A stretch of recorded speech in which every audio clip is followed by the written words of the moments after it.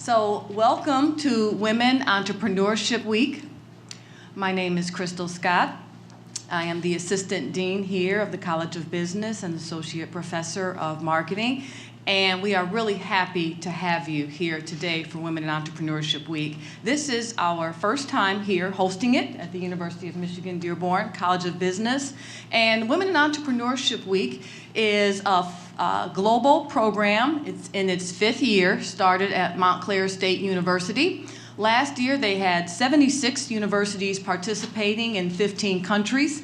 And this year, 160 universities in 60 countries. So we are really happy to be a part of this growing event that is a global event. Tim Davis, my colleague, helped put this event on. I was going to introduce him, but I think many of you know him already. So welcome to our panel. We have a series of events today. The first one is our 12:30 panel, and after this we have a pop-up in the hallway from 2 to 6, so make sure you stop by, and then we'll have a 6 p.m. pop-up. So you won't hear from me all day. We have a moderator from our Entrepreneurship 400 class, and that's Andrea Vasquez will moderate.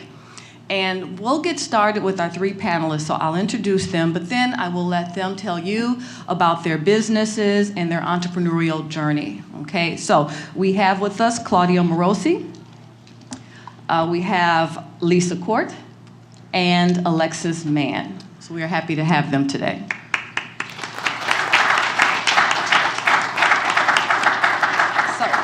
So we'll get started in any order, and I'll ask Andrea to come on up and help field questions from our audience. So you should have a little piece of paper here, and as you hear their introductions, if you have questions that you would like answered about how they started their business, any suggestions they would have for you, please write them down and someone will come by and take them from you. Okay? Thank you.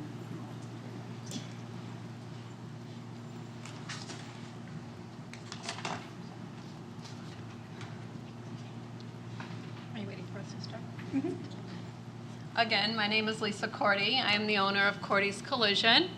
I had this whole speech set out for you guys, and of course, as soon as I get up here, it all goes out of my head. But we are a family-owned business. I own it with my husband. We opened in 2003. It is a classic family-owned business. All 4 of our boys have worked there at one point, and currently 2 of our boys work there back in the shop as technicians. I'm really proud of them. They have learned a lot of customer service. They've learned how important it is for our livelihood to take care of customers. Even last night, our youngest son went to get a pizza. He came back and said, "Mom, they didn't ask me, if they could help me out. They didn't, they kind of ignored me, let me stand there." So, they kind of catch that, how important customer service is even when they're going to other businesses. Our industry is an industry, unfortunately, that people don't always have a lot of trust in. So that was something right from the beginning. We wanted to build our reputation on the trust that we get from people. My husband had 20 years already experience in the collision repair industry. So he was able to take that experience and his reputation. It was already established. He was able to take that into the business. I do all the bookkeeping. I am a numbers nerd. I love my numbers. It's like I'm a detective when I get in there. I love QuickBooks. It has literally saved us tens of thousands of dollars. No matter how hard you work getting those sales in the door and trying to get that money in the door, if you're not watchful of where that money is going out the door, you're going to be in trouble. So I welcome any questions. I'm excited to be here today, and thank you for giving me the opportunity to tell you about my business.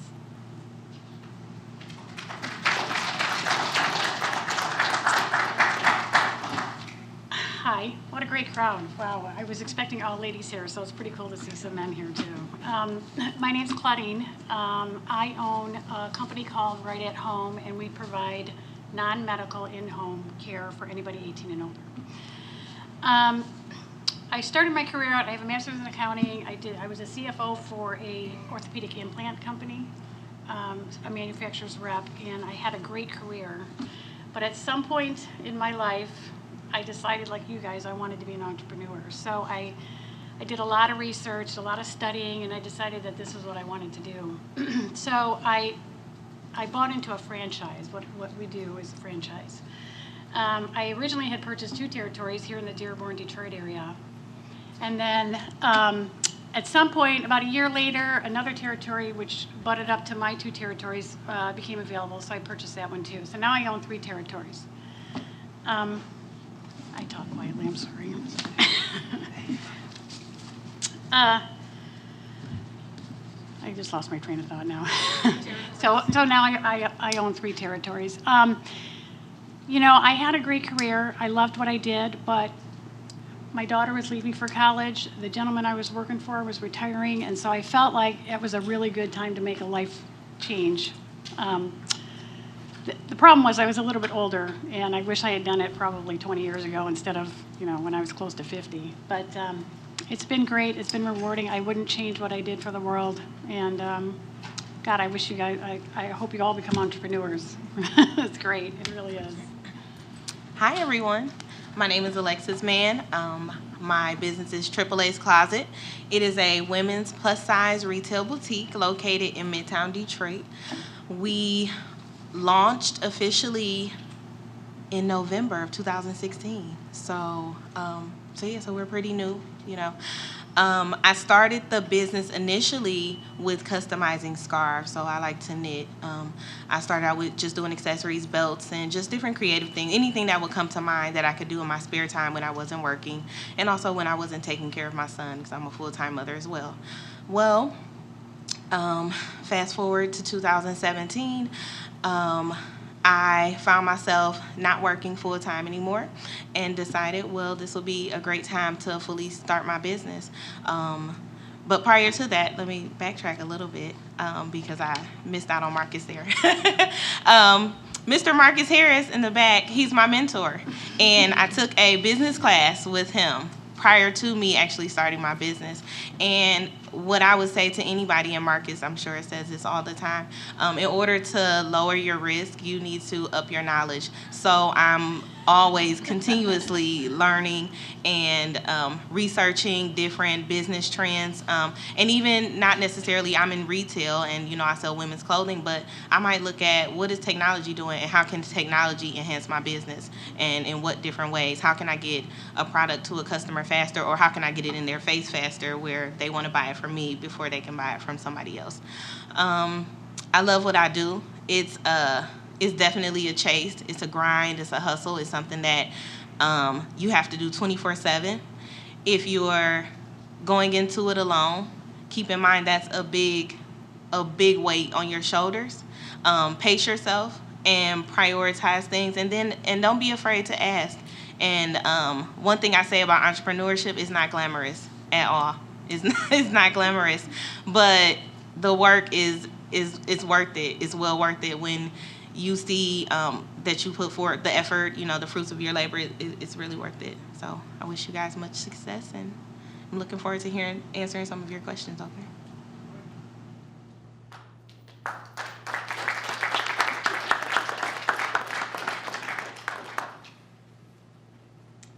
Yes.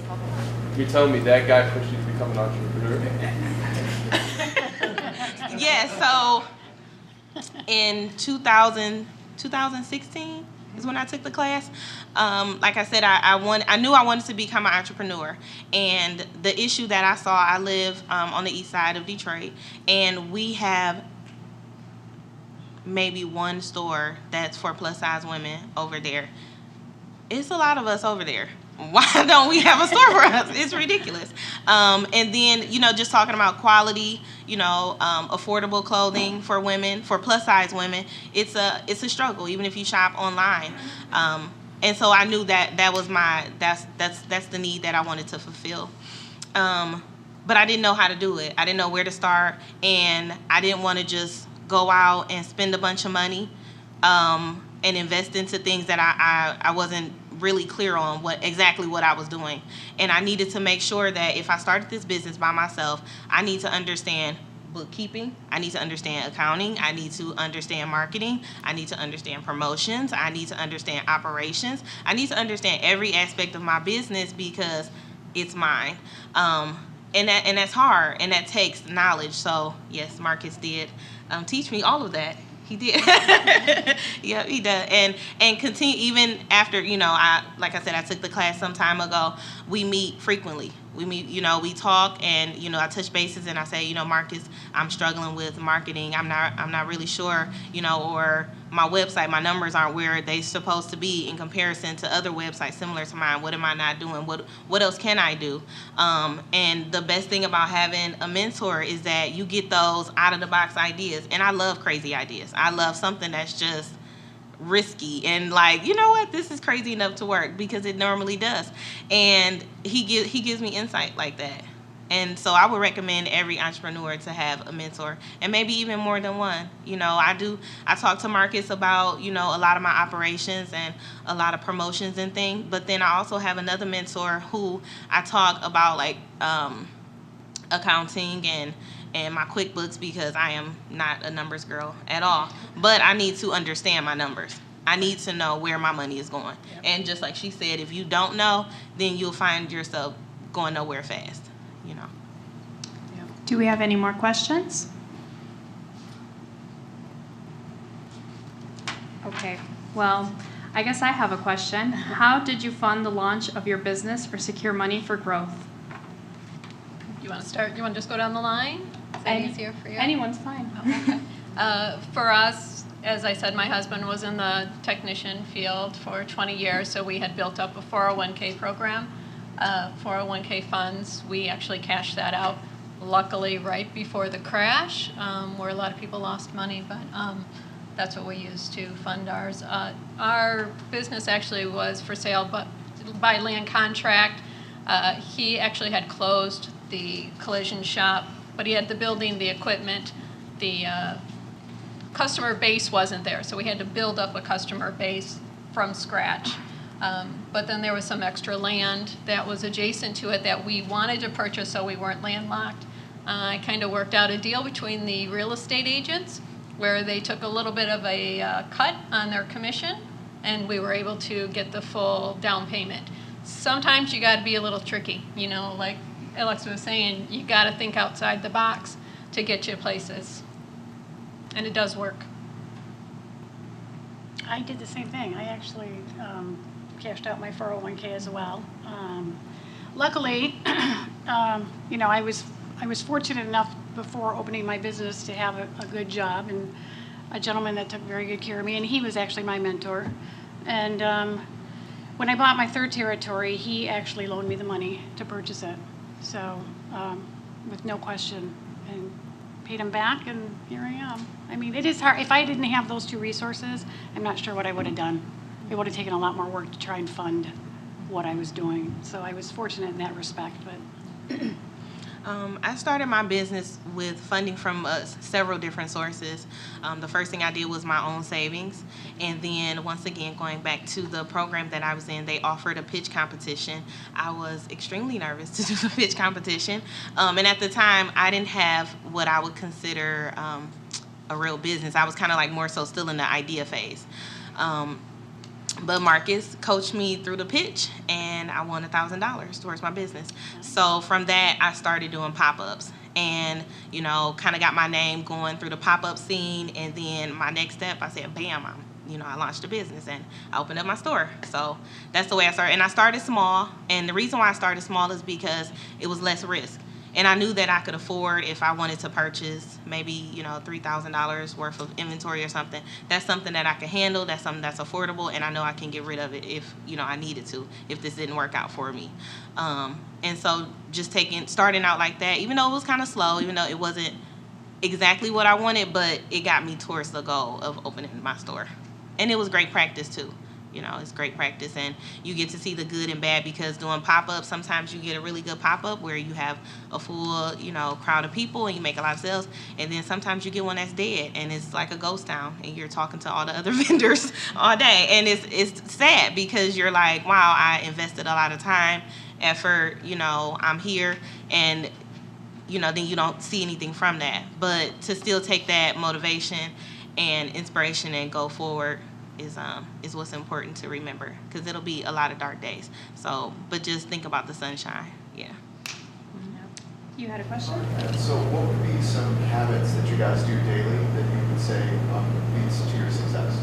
Great question. Great question. Okay, so I wake up really early. I wake up 4:30 in the morning every day, and I go to bed about 10:30, 11 o'clock. And the reason why I do that is because I like to schedule. So I'm social media crazy. So I like to schedule posts in the morning, and I have numbers of what times are good to post things. So I like to schedule out my posts for the day early in the morning. Another habit is I check emails first thing in the morning as well. See who I need to follow up with, what clients I may need to contact. Another habit is I keep a journal all the time. It's like, my secret diary. And, I write down little note, anything that I might see. If I'm walking into a clothing store and I see a really cool, maybe display or something, I may, write down, research this type of, thing or something. So I take a lot of notes. What else do I do frequently? Collect business cards. And I have a Rolodex too, guys. I'm old school. But I collect business cards a lot because you never know who you can collaborate with, and, who you may need to partner up with, who you may need to, network and whatnot. But those are some of my habits that I have. Mm-hmm. At least I think about it. Oh, okay, sorry. I think the best thing that has helped me is when I get up in the morning, I kind of ask myself, what's the challenge that's going to hit me today? Because there is always a challenge, and it's always something different. Sometimes it's a little easier, but at the end of the day, you feel good because you've accomplished something. You've accomplished a new challenge that you probably never would have expected. Also, getting in and getting settled in before your doors open. We open at 8 o'clock, and almost weekly, there's a customer there waiting for us when we open our doors. So it's very difficult to be walking in along with the customer and trying to get your computer started, your estimating system up and running, or, maybe checking in his keys, taking his cars from him, taking them to the rental agency. We like to get in early, get our day started, then the employees start coming in and the customers start coming in. So we're ready for them. I think getting up in the morning, I always get up in the morning, I spin, if anybody knows what spinning is. I do that every morning, not every morning, but most of the time. And I think if you get up in the morning and you get into these habits and you do these routines, you feel really good about yourself throughout the day. You try to eat healthy, exercise, do all these things. I think all that contributes to the success of your business. I always make it a point to stop in the office in the morning. I'm not always in the office because I'm out marketing, but I always try to stop in and just say, hi, how's everyone doing? Do you guys need anything? Can I get you a bagel? Whatever it is, I'm there for them, and they know that. So I guess that's really habitually what I really do to, feel. If I feel good about myself, I'm going to go in the morning and just feel good about everything. So no matter what hits you. Any more questions? Yes.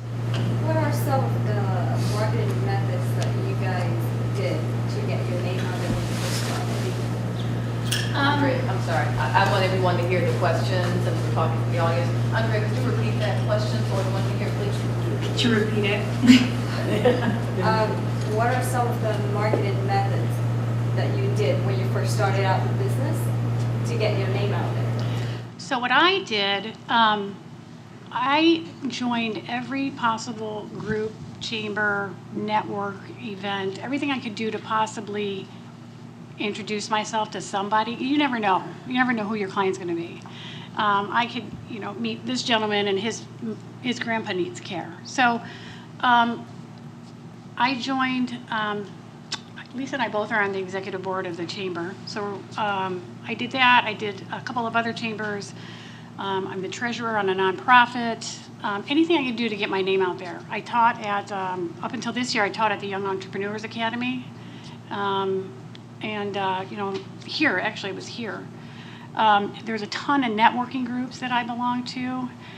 But at the time I had more time on my hands to do all these networking things. Now I find myself scaling back on all the groups that I participated in because I'm just running out of time. You're too busy at some point once your business takes off. So really, other than that, I mean, as far as marketing, you know, I belong to a franchise, so they really, you know, part of your royalty fees is them doing your marketing for you. So they had a big hand in that as well. So. For us, when we opened, it was 2003, so we really didn't have the internet. Social media now is a great avenue to get your information out and introduce yourself. Back then, it was all letters and visiting. I had to go around to insurance companies, insurance agents, let them know who we were. We started out initially, before we even opened our doors, sending letters to every one of our family, our friends, our neighbors, letting them know we're opening, you know, this is where the business is, contact us anytime. The collision industry is a little unique in that, you know, people don't need it all the time. It's not a restaurant. It's, you know, it's not a shoe store. So typically a driver gets in an accident once every 7 years. So we have to make that impact. Every customer that we have come in, we have to make sure they remember us for a length of time and that they pass the word to other people. For me, I think I use a couple of different tools. I like to use different apps. So one app that I use is Hootsuite. It's a scheduling app that you can merge with your Instagram and Facebook and schedule your post. So I post all different things that would target my, target market. So some of my clients, they like really inspirational things in the morning. So I'll post something about, maybe wellness or self-care or something like that. My clients, they also like to see, what's the outfit of the day or the deal of the day. So you try to post something like that. What else would I suggest? Also, like she mentioned, joining social groups. So I did involve myself with a couple of different nonprofits and offer, to do some work with them. Partnering up with, businesses that are like yours. So I do a lot of pop-up events with other boutique owners, just because even though we sell, we all both own boutiques, but we all may offer different things. So they may offer more casual, where I offer more dress, formal attire. Yeah, those are pretty much all the different avenues that I use. Any more questions? I have a question. You said you schedule your posts or whatever. I assume you do that to reach the largest demographic or whatever at a specific time.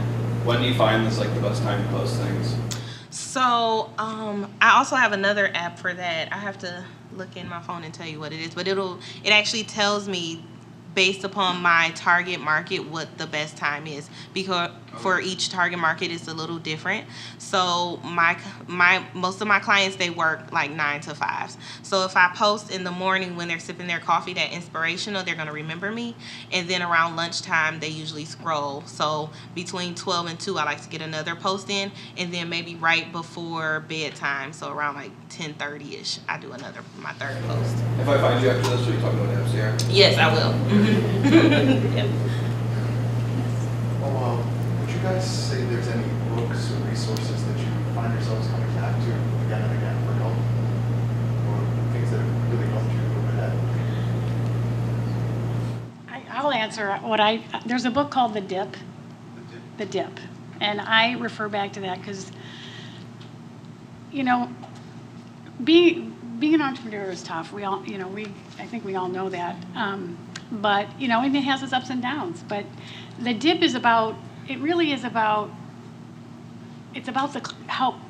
the climb is the hardest part, right? Getting to the top, being at the top is easy, but getting there is definitely the hardest part. And it kind of guides you through when things are at a low. And I go back and I read it every once in a while. Do you want me to answer? What's the best advice you've ever received? So her question was, what is the best advice you have ever received? Honestly, don't be afraid to fail. You just get up, you pick yourself up, and you keep going, and you try again. Because if you really want to be an entrepreneur, eventually, if you research and do your due diligence and you're ready to go, you should be fine. And if you fail, you pick yourself up and you do it again. I would also, I would say I think my biggest piece of advice would be to understand that in business, you may have a blueprint. So you may have your business plan and it's in writing. This is, what my business is going to offer. This is how things should go. It may not go that way. And being okay with that and saying, okay, it's not functioning in this manner, but it can get to this point if I do these next steps. And then let your mentor come in and help you to that. And don't feel like you're failing because you haven't achieved what you wrote down. Because that's a live document and it's going to change. And since I opened up in 2016, I've changed my business plan probably 8 or 9 times. Just because as you learn new things, as you get more research, like, that's not really a good idea. That may be too expensive right now. Let's go this route. And keep in mind with that live document, you can always, add it back later. Say, you want to do an expansion or whatever. But just be mindful that even though it's not exactly how it's printed, it can get to that. And it does take a lot of hard work. But I think that if you kind of you learn to kind of go with the flow of things, you'll start to feel like you're more in control. Because sometimes operating a business, you feel like you're out of control and things are just kind of happening, and you're like, okay, how do I, narrow this down or kind of scale this down?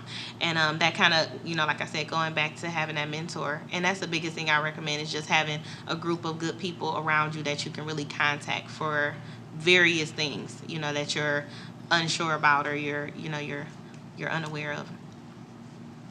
Mm-hmm. Yes. What has been your biggest obstacle when you started? So the question was, what has been the biggest obstacle when you started? Ooh, I think my biggest obstacle was real estate in the city. There's not a good space for me to put my business.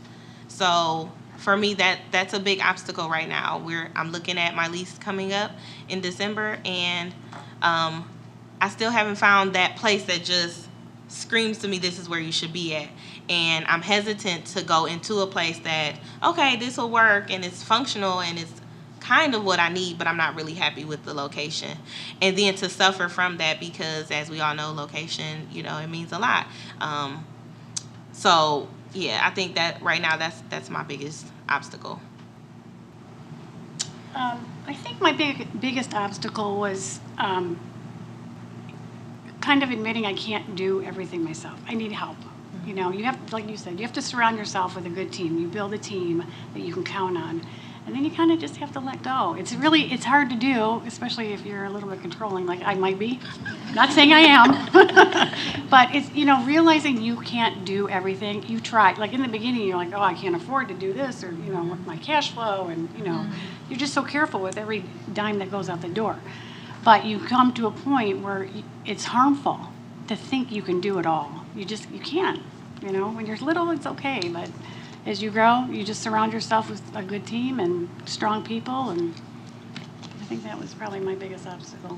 For us, it's probably insurance companies. One of our pieces of advice was do the positive.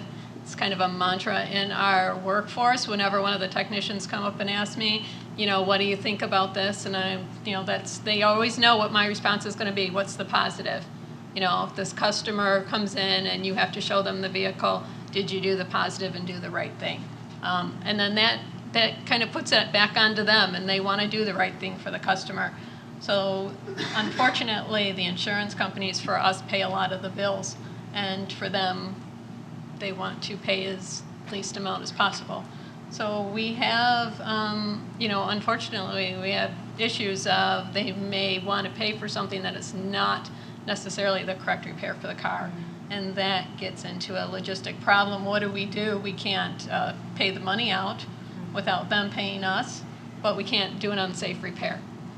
So it gets to be a challenge to work that out with the adjusters.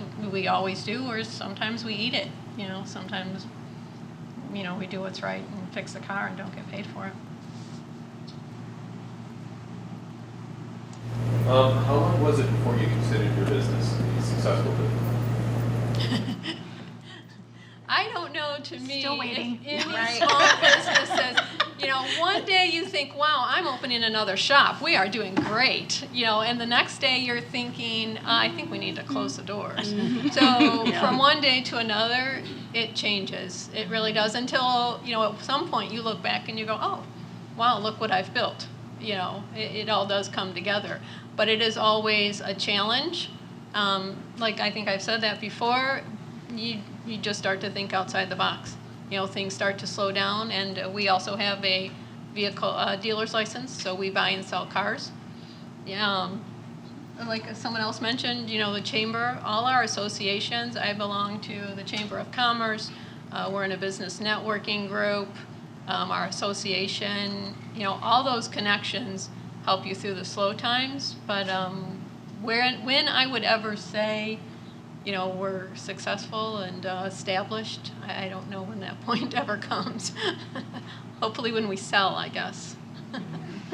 Yeah, business is tough. It goes up and down. My industry is, it's elderly people. They pass away, they go into the hospital, they come out of the hospital. There's no trend in my business. But I don't consider where I'm at a failure, but I don't know if I've really reached what my definition of success is yet.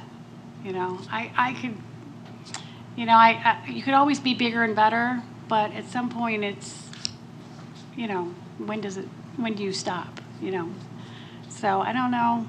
Do I consider, I think for me, I'm successful because I opened up my own business.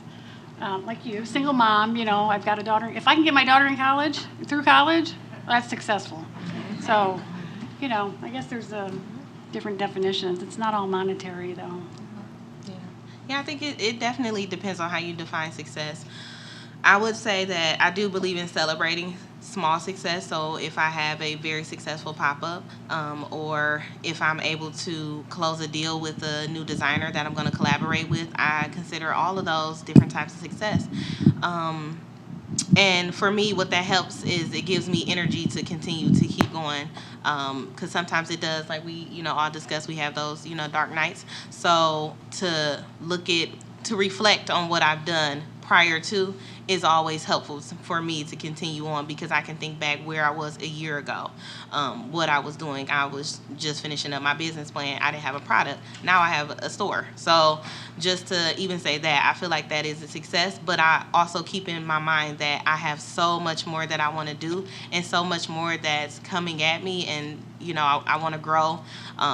And to, maybe even start different businesses. So I kind of just always look at the fact that even though I'm doing really well, I want to accomplish so much more. So I kind of try not to focus on if I feel like I'm being successful. I know if I was to maybe, I don't know, like if it got really slow and I started to lose a lot of money, I may, start to doubt myself. But I try not to focus on that. I try to just focus on making sure I do a good job every day. How do you guys build a team based on trust, and do you have any trust issues, stories that you had and dealt with? So her question was, how do you build a team that you trust, and have they had any issues with trust in the past? I have caregivers. It's a minimum wage job, so it's really difficult to hire. I think probably now I have about 53 caregivers. And they're going into people's homes. You talk about trusting people. There's nights when I first started I didn't sleep. You just don't know. And I've had some failures. I think part of my issue is that I trust I look for the good in everyone. And so I have to hope and pray that, things go well. They don't always. Like I said, I've had failures. But I think you learn from them and you move on. You just learn from them. You take away something from it and you just keep going, So. We've definitely had, our share of, and I don't want to say people we didn't trust, but sometimes repairs are subjective to what is a good repair. Other technicians have come in and they probably were the top of their shop that they were at, and they came to our facility and probably only worked a week or two, and my husband said, I'm sorry, that's not the type of work we do here. It's just different, like I said, different repair processes or different, not a lot, sometimes, I don't want to say not a lot. Some of the business owners did not repair cars before. They didn't have that experience as a technician. So you hire somebody who comes in and they tell you they're the top of their field, you may not know, what they're telling you is true. Luckily, my husband did have the experience. He knew what was right and wrong and, knew who he wanted to keep. So I guess that would be something that some advice I would give to you if you're going to open a business, open something you know. It's harder for people to try and persuade you into doing things that they want because you know the field. What was the question again? If you have had any, if you've Oh, had any. oh yeah. trust Okay. I would say I do have trust issues. I haven't had a incident that I can recall where it triggered that. I think it's just the fact that my business is my baby, and I have to protect it and hold it. So I look at it from that aspect, and it's very precious to me. I do have a lot of security features in place for like my point of sale system for my employees to use. But I do trust them. And, I always have a conversation. Well, when I hire my employee, I had a conversation with her, just letting her know very open and honest that, this is my business and I'm really trusting you a lot. I'm trusting you almost with my life because when I'm not here, I'm asking you to represent my business and also me and my brand and everything that it stands for. And really not putting pressure on her, but just letting her know how important that is to me. And for her to understand that this is not, it's not a Macy's, it's not a Kmart, it's not just something that you can say, you know what, I don't want to do this. This is something that I really need you to commit to, and something that you have to understand that I may not just ask you to be, a salesperson. I may need you to do some marketing. I may need you to do other things because it's a small business, and to be open to that. And since I had that conversation with her, I think she really understands me, and we have an excellent working relationship. So I trust her, but not trusting of everyone though. I want to add on to that because I want to tell you what I did. When you have a lot of employees, it's hard to get to know every one of them. They're out in the field representing you. About 2 years ago, I did away with direct deposit, and I do live checks. And it forces them to come into the office every Friday and get their paychecks. And it allows me one-on-one time and saying, how's your family? How's your mom? How's your children? How's your client? And so I'm building these relationships so that hopefully the trust is there. They know they can come to me if they have a problem, and I'll do whatever I can to help them. I've gotten burned plenty too, but you hope for the best. Like you said, it's your baby. But I can't focus on that. I just, but getting that one-on-one time with them every Friday made a huge difference. They don't like it because they have to come in and get their checks, but when they start talking, it's like, okay, no. Yes. How do you know when it's like truly the right time to sit down and start your business? Because I know personally, I feel like every time I take a step forward, something in life happens, and now I have to dedicate to this, and now I'm 2 steps backwards again. So how do you know when it's that right time? We did go through that, and it did take a few years. There were a couple of different opportunities where we looked at different businesses. We had to really decide, is this one right for us, and do we have the time? You have to realize when you're opening your own business, you have to not only support that business, you need to support yourself. That is your source of income. So if you're not prepared to make enough money to pay your own, debts or living expenses, you need to be aware of that. That's also going to be tacked on to what your business needs to make to survive. Like I said, it took us a couple of years. We did look at 3 or 4 different buildings, different opportunities. For the size of the building and what they wanted for it, it didn't calculate. So, you just kind of have to weigh those pros and cons. Eventually you do get there, and each time, as you tell it, you're probably gaining experience and realizing you're narrowing it down to what you need. You feel like you're probably taking 2 steps back, but when you look back, you'll probably realize you've learned a lot more than than you know. For me, I think it's a little bit different because I did buy into a franchise, and they are, they are so procedural that when I actually, signed the papers, it was like a freight train. I couldn't stop it. It was just like boom, boom, boom, boom. Like I didn't have time to think about taking 2 steps back. So it's a little bit different, I think, being in a franchise system, because I just didn't have that. It took me about 1.5 years to decide that this is what I wanted to do, and plan and prepare and get my finances in order and all that. But once I signed the papers, it just took, I just didn't have time to. I was scared to death, but I didn't have time to really think about failure or going backwards or anything like that. So I think it's a different scenario. I don't know. I mean, you're not part of a franchise, so. I think I knew it was the right time just because every reason that I had to put off my business was removed from my life. So initially it was my son is too young. He's too young. I have to be, at home every night. And then, okay, now he's older. So what's the next excuse? And then it was, okay, well, I've been working in the field. I worked in the criminal justice system for several years, and I have this great career. So do I just want to let that go? And, or it was just fear. What will my family think? My parents would think I was crazy because you want to quit your job, So, and kind of getting over those things and understanding that, okay, if this is something that I'm going to do, let me buckle down and commit to it. But I also, one thing that I did to kind of get my feet wet was I took the class, because I knew at least if I take the class and I pay this money, and then say after I take this class and, he teaches me about financing and marketing and how to, run a business and everything. If I don't like it, then I just wasted my Tuesdays for a couple of months. But it wasn't, a big commitment. And I think that made me more comfortable when it came time for me to just transition right into the business. I would say don't wait too long. Don't wait too long, and don't wait until you feel like it's going to be a perfect moment, because sometimes it's not like it's going to be a sign. It's just something that you'll say, okay, I'm ready. Mm-hmm. Do you protect your business, or what's your security net?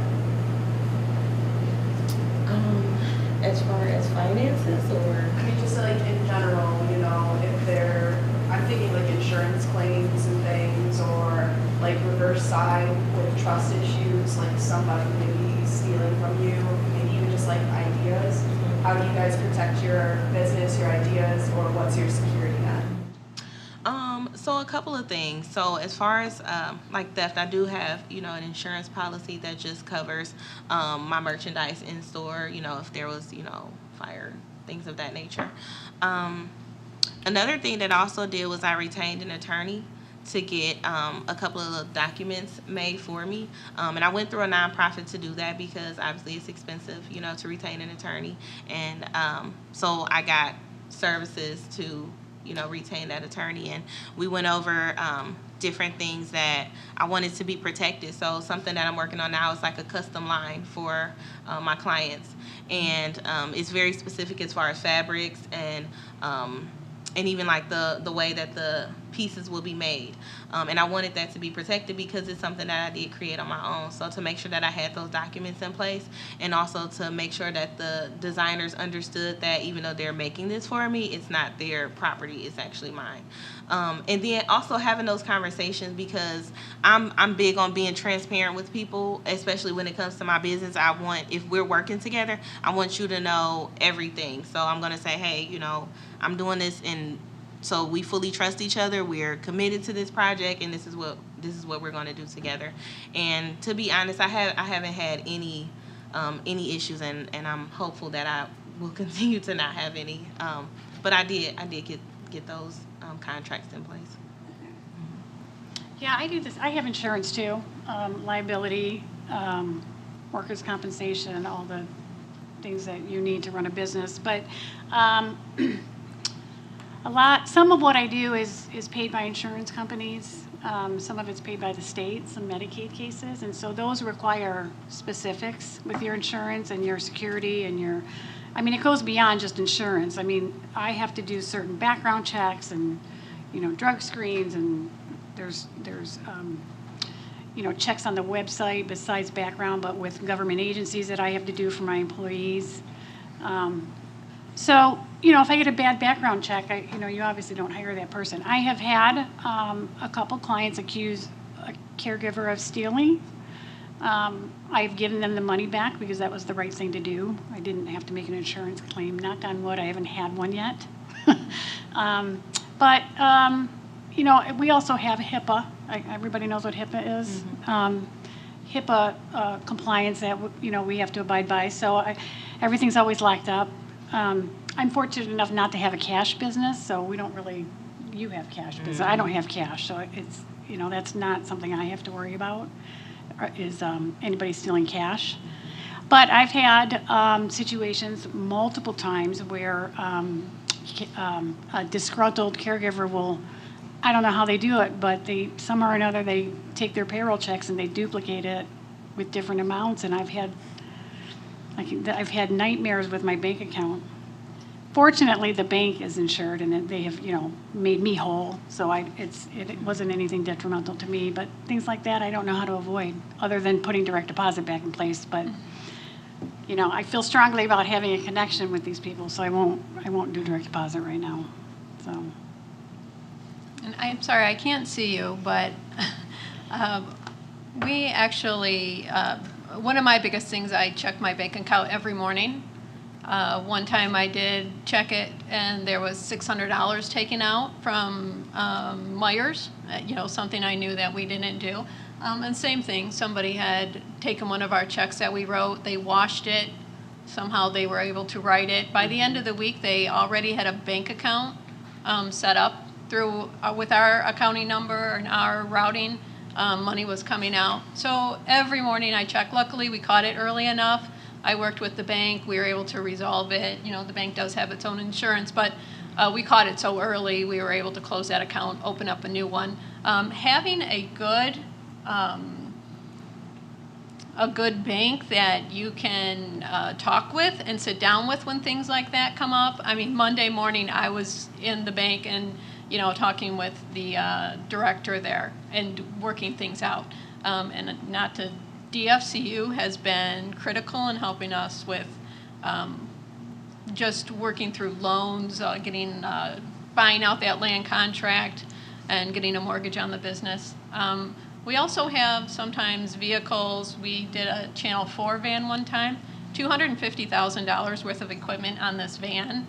We held our breath the whole time we had that vehicle. We pulled it in every night. The thing was huge. It took up half the shop, but we were not leaving that out in the yard. We've never had trouble out in the yard, but that's a lot of equipment to be responsible for.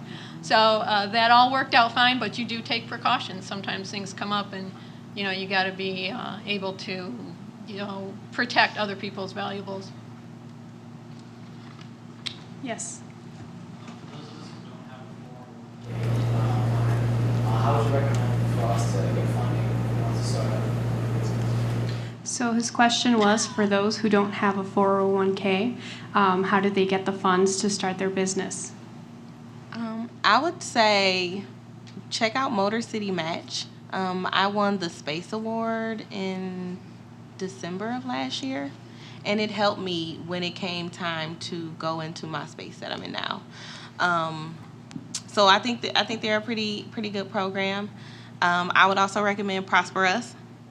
I should be a Prosper Us spokesperson, yeah. But I would really recommend Prosper Us because I'm just telling you what works for me. Let's see. Oh, there's a couple of different nonprofits, so this one wouldn't apply to you, but the Michigan Women's Foundation, they always do different pitch events, and they also offer lending. I'm trying to think of some other things. I would just say really like search the web for the city of Detroit because well I'm not sure where you want to put your business because obviously location would sometimes affect that as well depending on what you can apply for. But I do just a lot of Google searching, and even I've applied for pitch competitions in other states. And kind of like, check the rules and see, do you have to be, that state resident to apply? Do you have to be opening your business in that area to apply? Because I've won an award for like $100 doing a pitch competition in Ohio one time. I mean, it was worth it, But and then too, to get that kind of experience, and then also, the promotion for your business. So, yeah, those are a couple of different avenues. And if I think of some more stuff, I would also suggest the Small Business Association, the SBA. They have local offices typically, and especially before you even get started, they will help you, help guide you step by step. Yeah. They're a great resource. How do you set yourself apart from the competition? So her question was, how do they set themselves apart from their competition?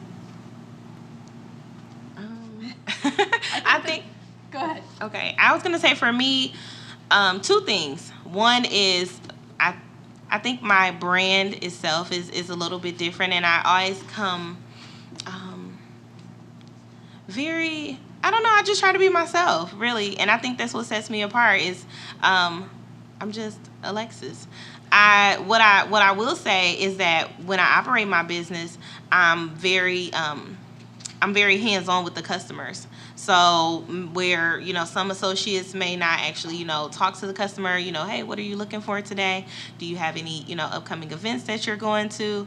We have an event coming up. It's, this day and time. So I'm very, I guess, in a sense, you could say I'm a little bit more aggressive because I really want to talk to people and I want to educate them about my product and about my store.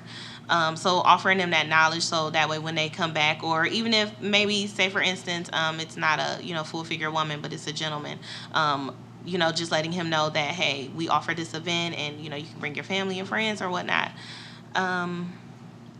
What else would set me apart? I think my affiliations, for sure. What I've noticed, especially in my industry with boutiques, a lot of boutiques don't partner up with nonprofits that are into offering services for the city. And because there's a lot of us, I think that's really unfortunate. But that's what sets me apart because I do. So and I like to work with them and I enjoy partnering with them because for me my business is not just about receiving and making a profit, which is nice too, but it's also about the woman and that woman that used to be me, because I used to be that career woman that got up and went to work every day, or was at college. I went to Wayne State, but they used to be me. So a lot of times when customers come into my store, somehow they remind me of myself at some point in time in my life, or maybe sometime in the future, maybe. So yeah, those are just a few things. I think for me, a couple things I say. So we're dealing with families. You're not just taking care of one person. You've got the whole family, and they do. Some of them are very involved, and so I think what sets me apart is I really like us to become a part of that family, and it's not hard to do. It's just people need help, and they hire us to do a service. And so, for instance, if I have a caregiver that doesn't show up to their shift, they just don't call, they don't show up, I go do it. I have scrubs in my car, I throw my scrubs on. If it's an overnight shift, I go do it. If it's a daytime, it's a 5 a.m. shift, you just do the right thing. And I think, I used to say I don't think I'm ruthless enough to be in business because I care about people, but I'm not going to change who I am. And I think for me, being involved and being a part of their family and really making sure that the service you provide, you're providing the service and showing up to shifts if somebody else doesn't, I think it kind of sets me apart. I don't know too many owners who carry scrubs in their cars, It's funny you asked that question. We kind of talked about this last night. It seems like a lot of our marketing classes, we always continue our education. So I'm always taking classes, whether through, the colleges or the SBA or our association. And some of the marketing classes, that's the first thing they tell you. How do you set yourself apart from the other businesses? Well, to me, that's very difficult. A gentleman behind me was a dentist, and that break, he was like, I don't know why I'm different from other dentists. We're dentists, we provide a service. To me, it's almost like when you look in the mirror and say, why do I look different from the other people? It's hard to look at yourself and know why you're different from somebody else. But if you listen to what people say about you, our customers always say, thank you for being so honest. Thank you for explaining things to me that are in my best interest. Thank you for being sincere.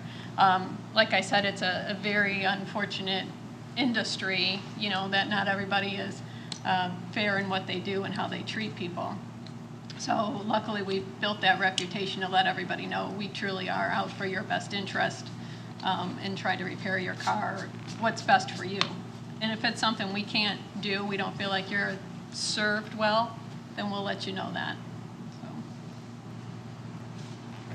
So, there are a lot of jealous people out here and haters. Have you guys ever had to hide your identity and gain customers because they obviously want to see you succeed?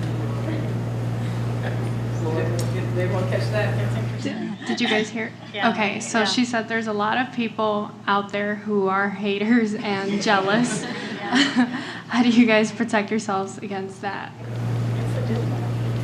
Because like as entrepreneurs, some people don't want to see you succeed. Like you're doing your own business. There's a lot of haters out there, so you better have to ask yourself to. Yes.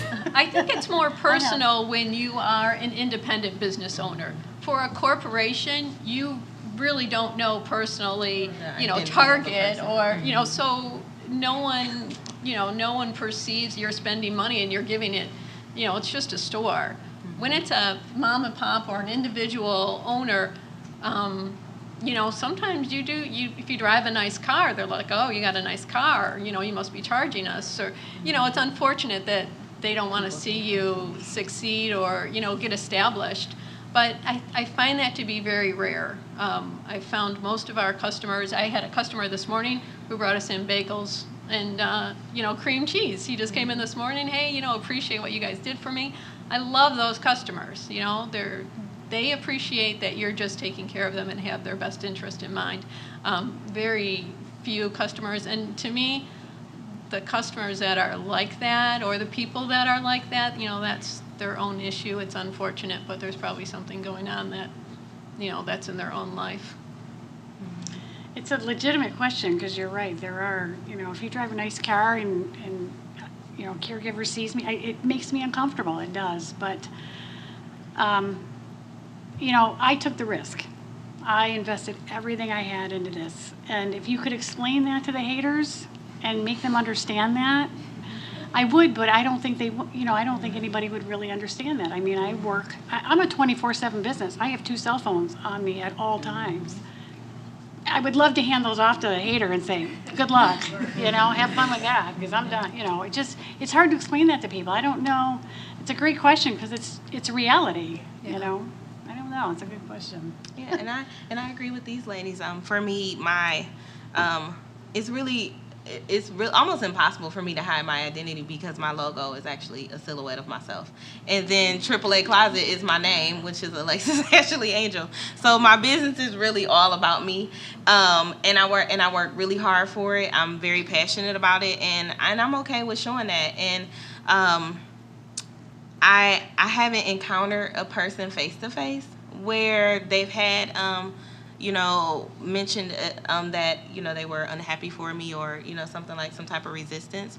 I've seen it through maybe like social media dialogue and stuff like that, and I'm so chill. I usually just ignore that kind of stuff because whatever you're looking at, like, I'm glad you're happy for me.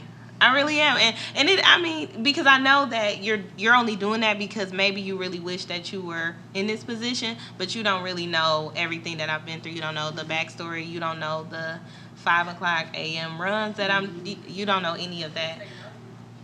And then and I feel like whenever my grandmother would always say, regardless if somebody's talking about you or not, like you're pretty popular, that they know you at all because You know, it's a lot of people that just walk around that are just nameless. So, you know, the fact that you took that time out to even think about me, yep, I'm flattered.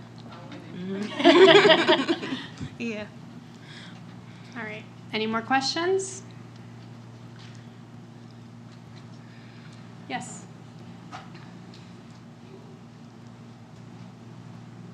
So when you're living like these ladies are, when you're living like them, they're supposed to hate. Thank you, Marcus.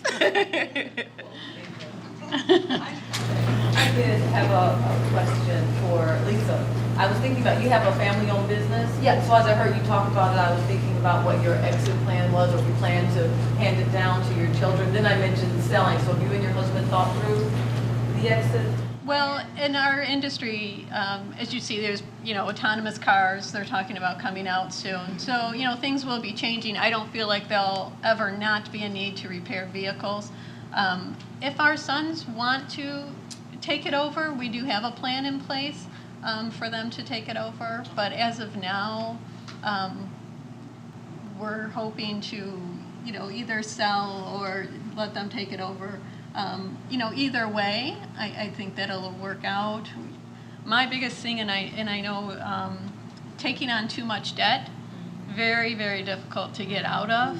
I work a lot with my vendors, and most of them know, if Matt needs a new piece of equipment, and they'll say, oh, we got to talk to Lisa, because they know I'm going to beat them up over it. And I'm going to make payments because I do not want to take out a 5 or 10 year loan on a piece of equipment. There's going to be something else that's going to break down, and you're going to have another piece of equipment after that, and another after that, and then it's just going to dig a huge hole. So, getting yourself the least amount of debt as possible was a huge obstacle that we had to overcome through the years. Do you have any good tips on how to balance what you already have going on with a new business, or as you were starting? So we're all in school, so I don't know, like that, or your family, or whatever you think. So her question was if you have any tips on how to balance with the current business that you have. How do you tips on how to balance another business? Is that? No, when you're starting the business, balancing Life, everything. balancing life and Yeah. kids and Right. whatever. Somehow you do manage. I don't know how. And it's probably like your schedule here at school. I have kids in college, and I am in awe of what you guys do every day. And I know, I'm sure some of you guys go to school and work and, maybe drive far. I mean, your friend, going out with your friends, what you guys do every day, to me, blows me away. So if you can handle this, you'll be fine running a business. You learn efficiencies, you learn to, maybe brush your teeth while you're in the car, or, I think you have to be mentally prepared. I don't know that I could have done it when I started my family, but when she went to college, it was, okay, now it's time. I think it's time. It's something I wanted to do. So, although I've always wanted to be an entrepreneur, I probably should have started a lot earlier, but I didn't. And when she left, it was like, all right, I think I'm ready. So I think you really have to be, I don't think there's ever, like Lisa said, I don't know that there's ever a really good time, but you do learn to manage and balance, and it kind of happens naturally. But you do have to be mentally prepared for those challenges too. So, I think the biggest tip is staying organized. One thing I do is I write everything down and write out my calendar.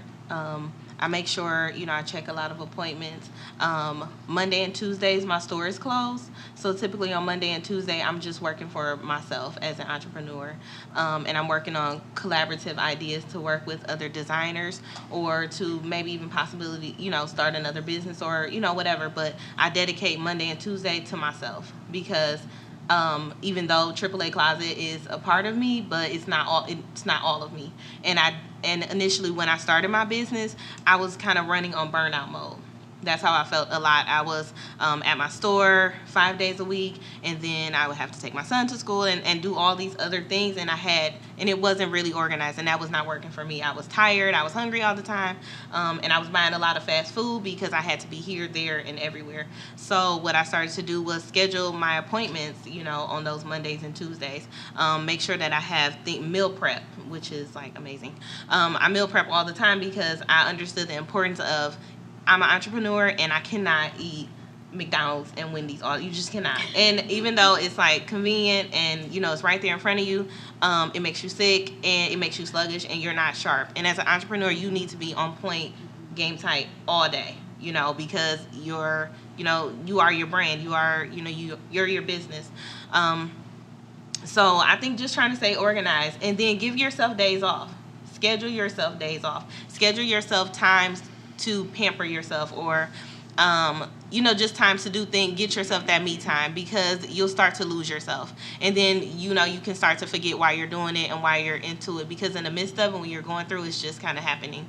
So you do need to take that time to take a step back and then come back once you've recuperated. And then even though I wake up early and my schedule is really long, I'm up for a lot of hours during the daytime. When I sleep, I make sure everything is off. Do not disturb. And I don't break that for anybody, my mom included, and I love her. But I don't break that, because it's so important to me to make sure I get my rest, because I know that tomorrow I'm going to have to face all these same tasks, and I can't do it, if I haven't gotten a proper rest or things like that. Do you guys find that you take your business home with you, or do you try to separate your business from your home? Yes. Every day. Business at home is everything. I do because mine's 24/7, and we do have a cell phone that the phone's forward to, and so I have that cell phone every night, and so it'd be nice to close the doors at night and go home and not have to worry about it, but I just unfortunately that is our industry. And I would say, even though I do take it home, it's not so much of me actually, well, obviously, I own a clothing store, so I'm not selling clothes there, but I will do, like some of my office tasks that I might have not done in the store. Because what I really like is I like to go home and have a lot of office work, because then that means that I had a really good shopping day at the store, because I was so busy selling so much stuff to customers that I didn't have time to do that. So I'm actually okay with that, because, I can, sacrifice that, but I do, after a certain point in time, I do cut the phone off, and I do make sure that I really prioritize time for, my family, my friends, and things, and other things in real life, because what you don't want is you don't want to get so involved into the business that, you are neglecting, your family and, school and work, because those things are still important too.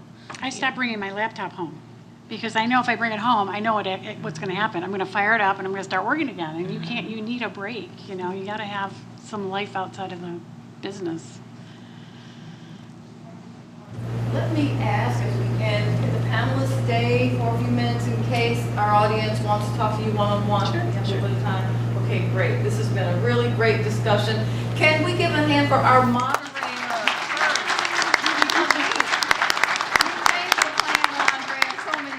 She's rolled with it and did a great job, so I appreciate it. Entrepreneurship student who volunteered to do this, so thank you very much.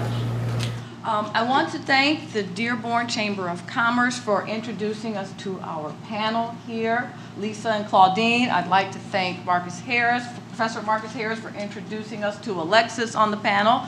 And let's give them a round of applause for sharing.